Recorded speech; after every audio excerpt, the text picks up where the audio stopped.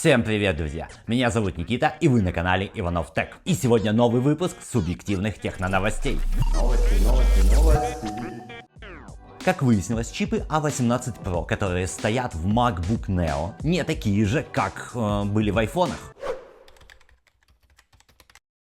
Обычный чип A18 Pro производится по 3-нанометровому техническому процессу компании TSMC и имеет 6 ядер GPU. Но при процессе производства часть чипов получают дефекты, из-за которого одно ядро выключается и остается только 5 рабочих ядер. То есть это такой производственный брак, при котором процессор остается рабочим, только в нем на одно рабочее ядро меньше, чем по спецификации. В общем, это нормальная практика среди многих производителей. Apple планировала продать 5 миллионов MacBook Neo первого поколения и в следующем году выпустить уже обновленную модель на процессоре A19 Pro с 12 гигабайтами оперативной памяти. Но спрос на эти модели оказался настолько велик, что теперь компания может столкнуться с дефицитом этих чипов, потому что они быстро заканчиваются, а производственные мощности TSMC загружены на полную мощность. И теперь перед Apple стоит дилемма: прекратить продажи первой серии этих ноутбуков в тот момент, когда закончатся чипы, что приведет к потере денег. Да, заказать у производителя дополнительную партию этих чипов и опять же потерять деньги, так как стоимость этих чипов будет выше. И что делать с рабочим шестым ядром? Ведь ты не можешь прийти и сказать просто: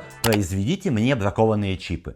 То есть придется блокировать одно ядро принудительно. Также можно втихаря начать выпускать Neo на более новых чипах A19 Pro. Но тогда можно получить хорошую и обоснованную оплеуху от пользователей, которые купили первую версию этих ноутбуков. Как Apple выкрутится из этой ситуации, нам остается только наблюдать.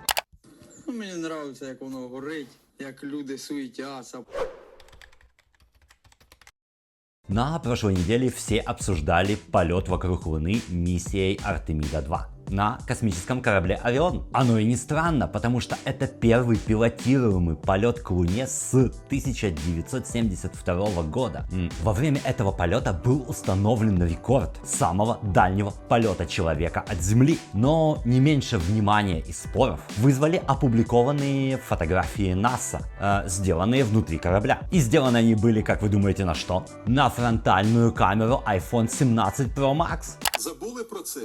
Я вам трошки напам'ятаю. Она всего на 18 мегапикселей. Была ли это проплаченная реклама от Apple, мы вряд ли узнаем. Но если это даже и так, мы в любом случае не можем игнорировать тот факт, что это первые четкие фотографии, сделанные на таком большом расстоянии от Земли на смартфон. И снова Apple впереди планеты всей. Кстати, забавный факт.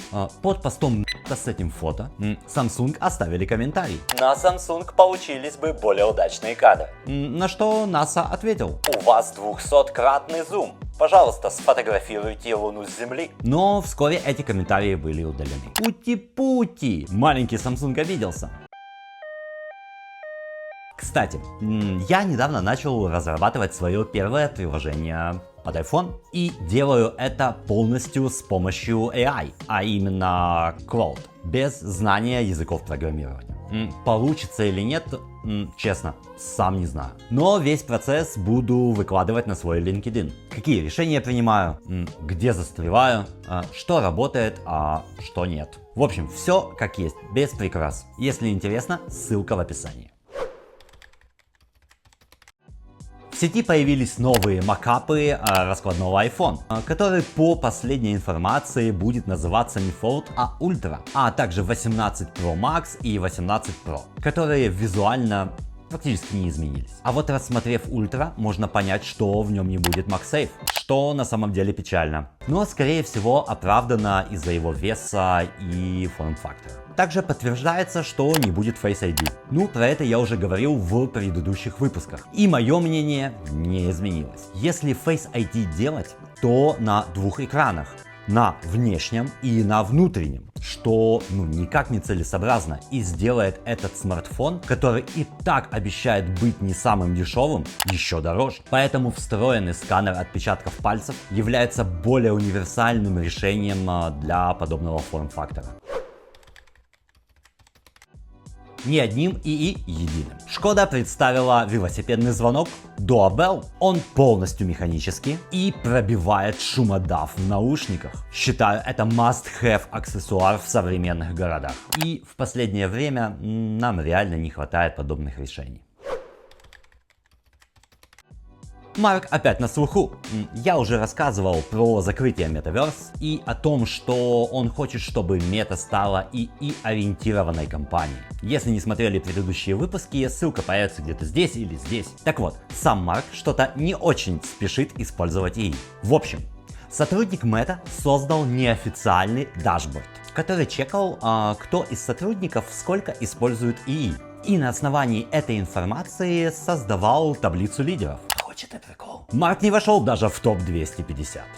Не знаю, конечно, зачем вам была нужна эта новость, но пусть полежит здесь. Insider OneLeaks вместе с порталом MyMobiles опубликовал рендеры Samsung Galaxy Flip 8. Размеры очень сравнимы с предыдущей версией. Отличие буквально сотых миллиметра. Остается две камеры и дизайн не меняется. Внешний дисплей с диагональю 4,1 дюйма, внутренний 6,9. Ждем презентацию вместе с Galaxy Fold 8 и Fold 8 White уже в июле этого года.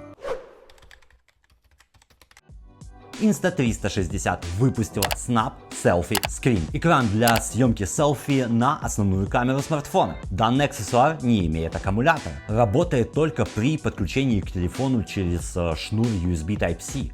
Стоимость 86 евро за модель без подсветки и 96 евро с подсветкой. И в этой модели возможно регулировать температуру света. Если честно, то очень спорный гаджет. Еще и за такие деньги.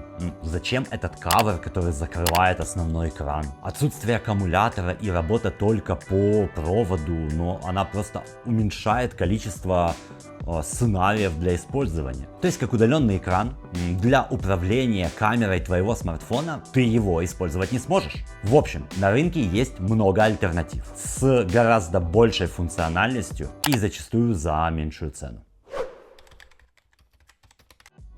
Наконец-то дождались. Это, конечно, касается больше видеокреаторов. 16 апреля DJI презентует новую модель портативной камеры Osmo Pocket 4. Единственное, что понятно по тизерной анимации на сайте, то матрица станет практически квадратной, как в Osmo Action 6.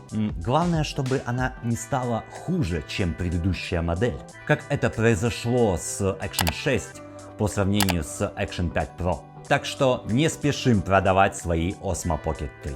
Дождитесь реальных отзывов. После провала их Osmo 360 я бы не доверял рекламным обзорам в первых несколько недель. А на этом у меня все. Если вам понравилось это видео и оно было для вас полезным, поставьте лайк и подпишитесь. Можно еще прожать колокольчик, чтобы не пропустить следующие выпуски. Всем пока, обнял-поднял.